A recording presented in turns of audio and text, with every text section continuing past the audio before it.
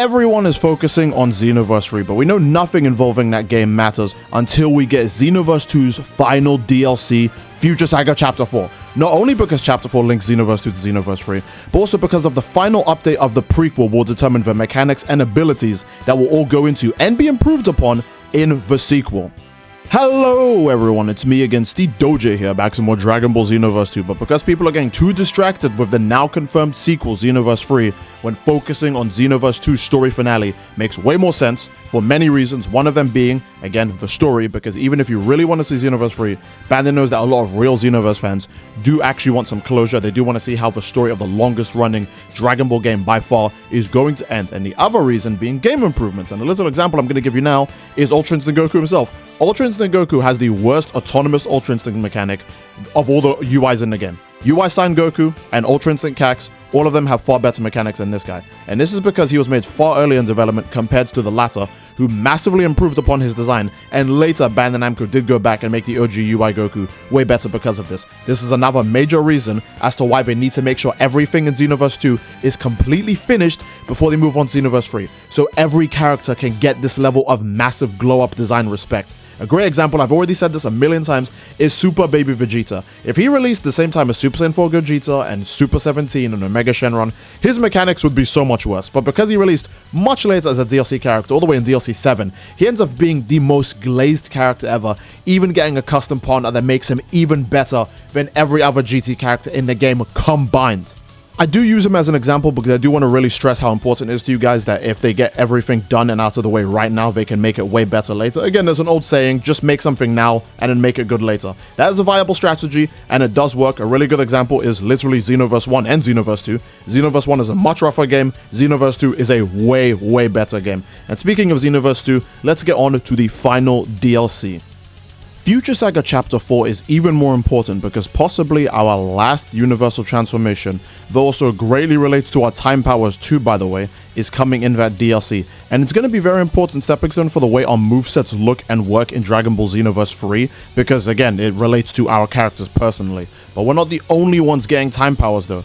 Goku as well, since you know he's the main character of Dragon Ball and has had a mysterious feature in the first trailer for Xenoverse 3, by the way, it's safe to say he will also play an important role in how the story and the world works, since most likely he's going to be the new Keeper of Time depending on how the story goes for Future Saga Chapter 4. And speaking of the story, we have several major questions that need to be answered, because if Trunks and his Supreme Kai of Time really do say their goodbyes in this DLC, that means for the first time all of the major original characters from Dragon Ball Online will not be in a Xenoverse story. Since Toa and Mira, their story was wrapped up at the end of the base game, and obviously this DLC, depending on how it's going to conclude, we might be saying goodbye to Corona and Trunks too. Fu obviously being the last major character from Dragon Ball Online, but in that game, he was just a baby. He wasn't an important character, he was a baby. Only later did Bandai Namco Dimps realize that they could make him a full character when they added him to Dragon Ball Xenoverse 2 DLC 6. So it's safe to say that they actually had no original ideas for food the whole time they were making Xenoverse 2 and its story, only after when they realized that people really liked Xenoverse DLC, where they like, wait a minute, do we have anyone else we could quickly pull to like add to the Xenoverse story? And instead of making a new original character, they just used a character that did exist but wasn't explored upon. So it's safe to say for the Xenoverse story, when they're making new stuff up, they're most likely just going to take things from Dragon Ball Online.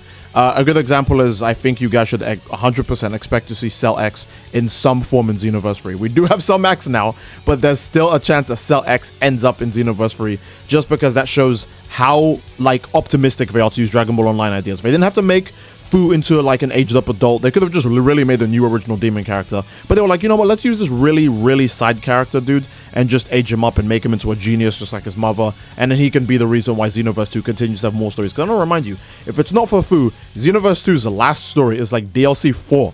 Now we're all the way on DLC 21, and this was all because they added one guy in DLC 6. So, it's safe to say they're willing to go to any lengths to add Dragon Ball Online characters in, meaning the whole origin story about Dark Namekians and all the other stuff in Dragon Ball Online, that's all going to take place in Xenoverse 3, but let's not get too hasty. The topic is about Dragon Ball Xenoverse 2, Future Saga Chapter 4, and if it's not Future Saga Chapter 4's conclusion, its stories, what happens in the story, the characters, the abilities, the conclusion, that all tells us how Xenoverse 3 is going to go.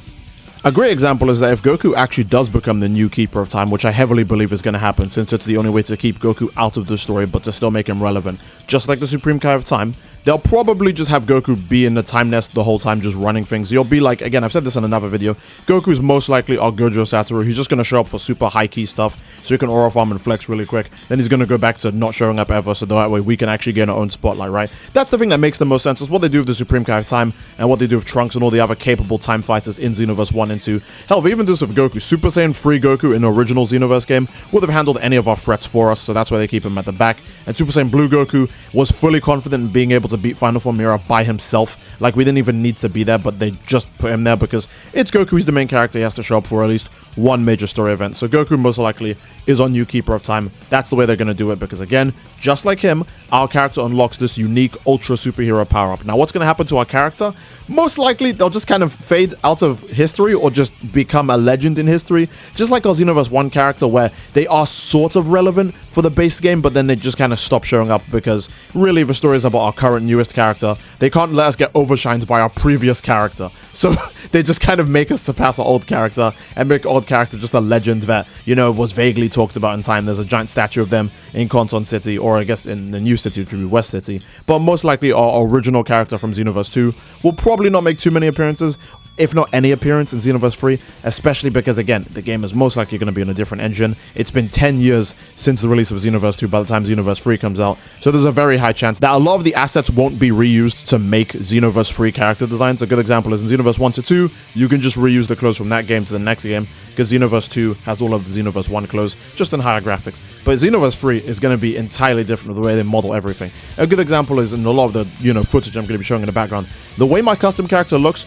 most likely this clothes and color combination will not exist in Xenoverse 3 when the game comes out, because it's too specific, it's too random, and it's too rare. Xenoverse 3 will most likely focus on making clothes look like the way they do in Dragon Ball Online, and just like Xenoverse 2, they'll add clothes that weren't in the game over time, over, the course of free updates, over the course of DLC. I do think Xenoverse 2 has so much stuff in it now that adding everything from Xenoverse 2 to Xenoverse 3 is kind of unrealistic to expect them to do at launch, especially because all of that stuff needs to look better and be balanced. That's like 300 plus super attacks and nearly 200 playable characters. That's you guys can understand. That's kind of a lot, Another reason why it's very important, obviously, to see how Xenoverse 2 concludes compared to Xenoverse 3 is because Xenoverse 2's conclusion, especially what the characters say or do during the end of that, basically confirms to us how the story of Xenoverse 3 is going to go, or at least how things are going to go, because Bandai Namco is obviously going to have to address the elephant in the room of, hey, is every single thing from Xenoverse 2 going to transfer to Xenoverse 3? And I think the answer is, like, obviously no. Like, that's like way too much That's way too much content. Look, I want to be optimistic and say they'll transfer everything. They've had 10 years to do it. But, like, they have to transfer stuff that also appears in the newest DLC as well. I hope you guys are aware of that. And that's kind of a bit too lofty to imagine, because this DLC is going to come out, and then most likely in 1 year max afterwards, because Xenoverse 3 will most likely release where every Dragon Ball game releases, which is most likely the end of the year. In a year after this DLC comes out, they'd have to just add everything from Xenoverse 2, including this DLC's content, into Xenoverse 3. And I think that's a bit too unrealistic, especially because we're most likely going to get a new universal transformation, and since there'll be new races in Xenoverse 3 as well, there's just a lot to go through. There's just way too much to go through. And I think that is a solid place to end the video, guys. Again, I do hope you guys enjoyed the video. If you enjoyed the video, then obviously, again, please leave a like on the video, as that greatly supports the channel. Subscribers also greatly supports the channel. And hit the bell, because with all these new game trailers coming out, I am very sure Dragon Ball Xenoverse 2's DLC is going to get announced. I've said this before, I think Xenoverse 2's DLC is 100% getting announced this month, and if it's not this month, it's in the next 2 months, because that would cover the entire window of summer. This also means that Sparking Zero's DLC is going to come out, so they'll probably clash, which I really dislike Bandai Namco doing, but they, for some reason, make Dragon Ball game releases always clash with each other. It happens, it's fine, whatever, we'll get over it. But when Xenoverse 3 comes out, nothing else will be in its way. We can just play that game completely uninterrupted. So without further ado, do think it's a great place to end the video. Again, don't forget to subscribe, because when you hit the bell, it keeps you up to date on everything coming out. And I do hope you guys enjoyed. Remember, leave a comment down below of anything you'd like to see next, and I will see you all next time, gang. Take care and peace. Bye bye.